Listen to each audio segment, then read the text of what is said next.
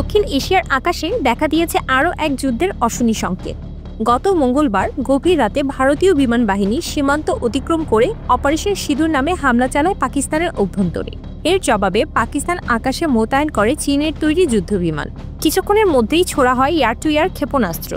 আকাশে ছিন্ন ভিন্ন হয় অন্তত দুটি ভারতীয় যুদ্ধবিমান, যার একটি ছিল ভারতের কৌশলগত শক্তির প্রতীক ফরাসি নির্মিত রাফাল।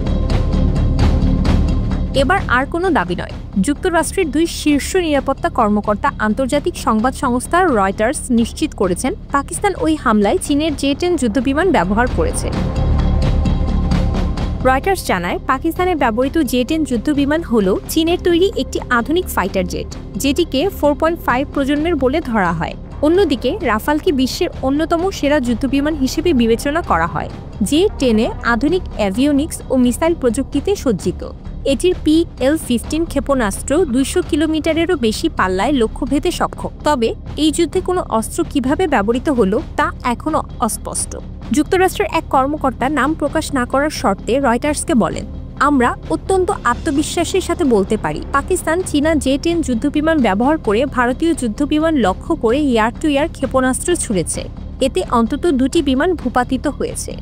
আরেকজন কর্মকর্তা জানান, ভূপাতিত বিমানগুলোর মধ্যে অন্তত একটি ছিল ফ্রান্সের তৈরি রাফাল যুদ্ধবিমান, যেগুলো ভারত সম্প্রতি তাদের বিমান বাহিনীতে যুক্ত করেছে। পাকিস্তানের F-16 বিমানের পরিবর্তে চীনা জে-10 বেছে নেওয়া হয়েছে, যা অনেকের মতে এটা একটা কৌশলগত পরিবর্তন।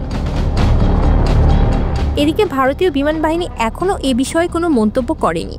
ভারতের পক্ষ থেকে দাবি করা হয়েছে, তারা পাকিস্তানের সন্ত্রাসীদের ঘাঁটিতে সফল হামলা চালিয়েছে।